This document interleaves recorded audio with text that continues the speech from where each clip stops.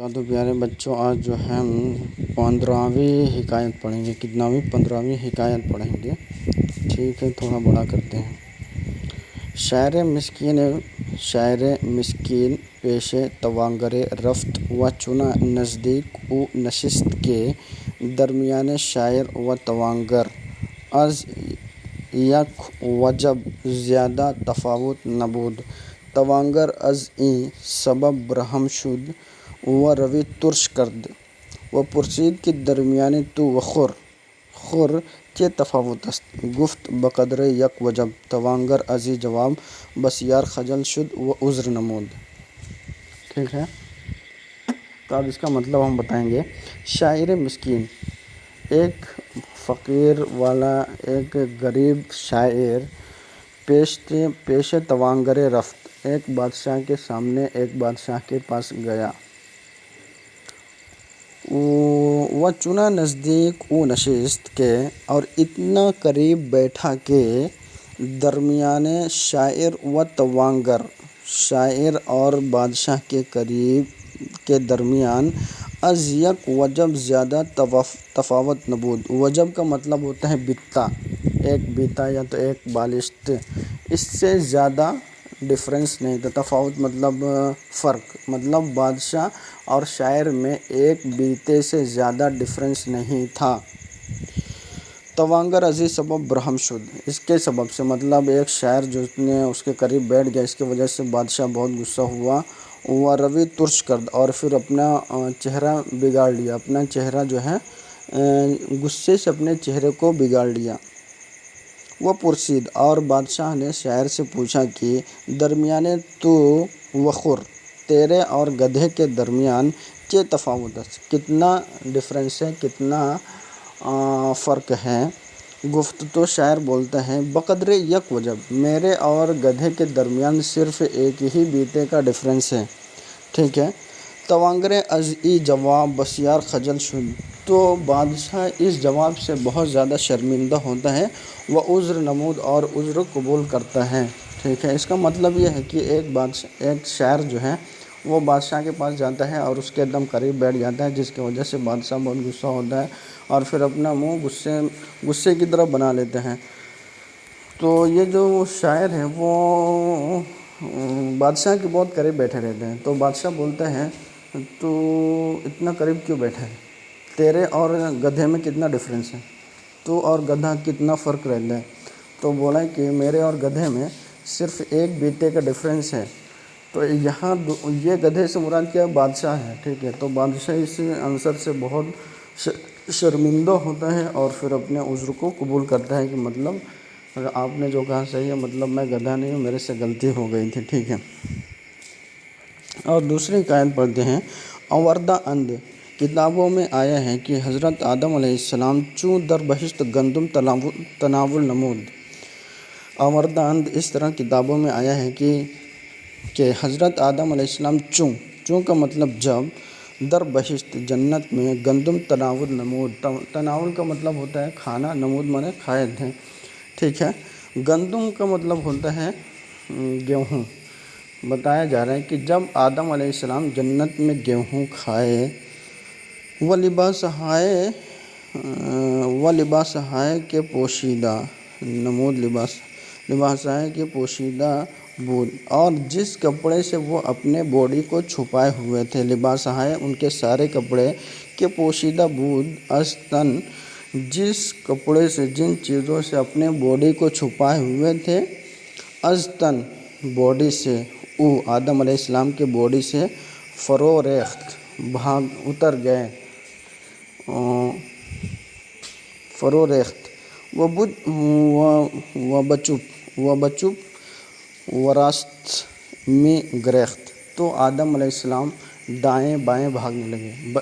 چپ کا مطلب ہوتا ہے بائیں، اور راست مطلب ہوتا ہے دائیں، تو آدم علیہ السلام دائیں بائیں بھاگنے لگتے ہیں۔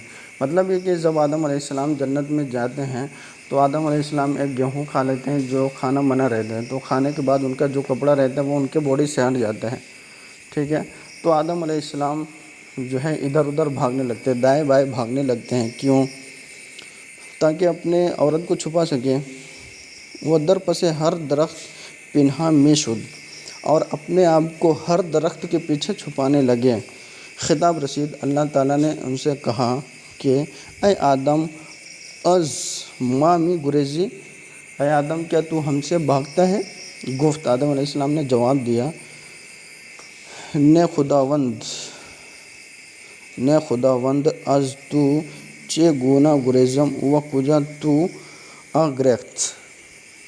نہ خدا، نہیں اے میرے خدا، میں تجھ سے نہیں بھاگ رہا ہوں۔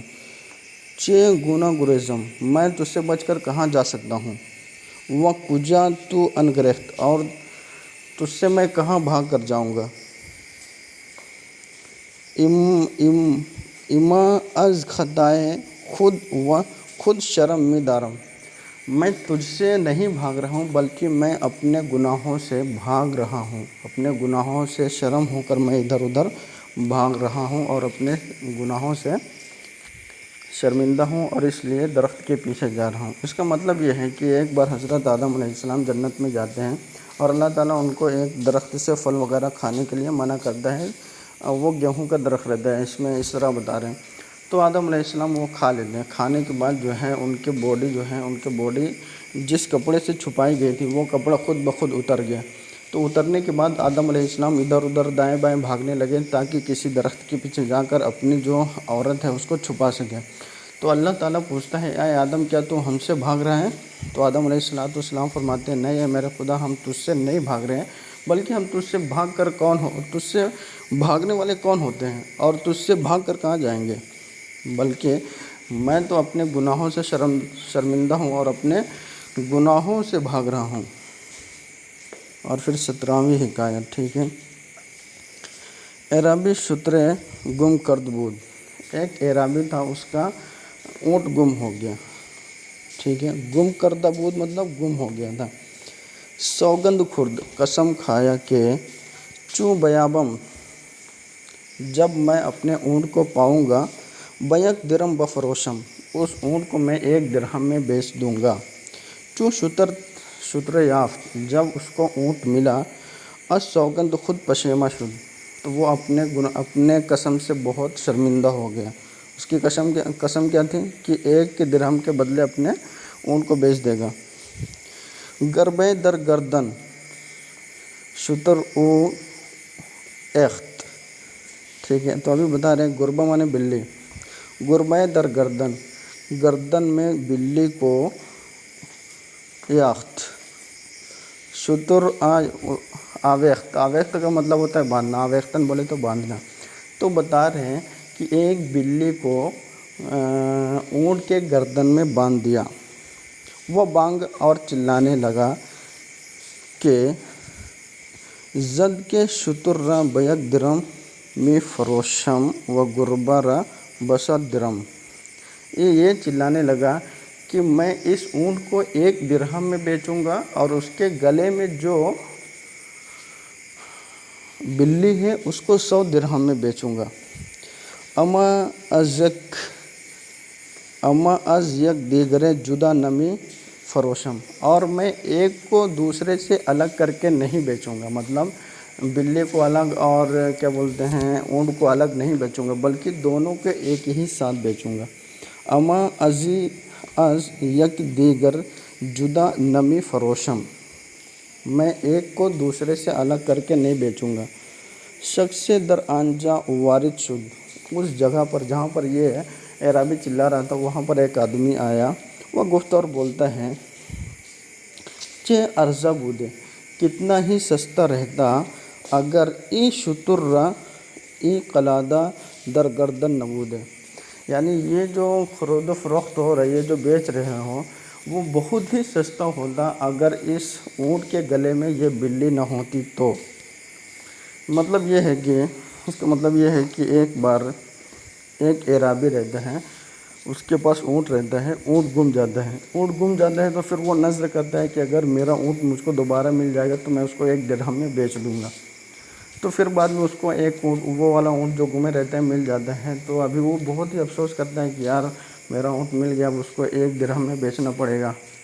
تو وہ کیا آئیڈیا کرتا ہے، उस ऊँट को लेता है और उसके गले में एक बिल्ली को बांध देता है जो बहुत ही कीमती रहती है, और कहता है कि मैं इस बिल्ली को 100 दिरहम में और इस ऊँट को 1 दिरहम में बेचूंगा, लेकिन दोनों को अलग अलग नहीं बेचूंगा, बेचूंगा तो दोनों को साथ ही में बेचूंगा।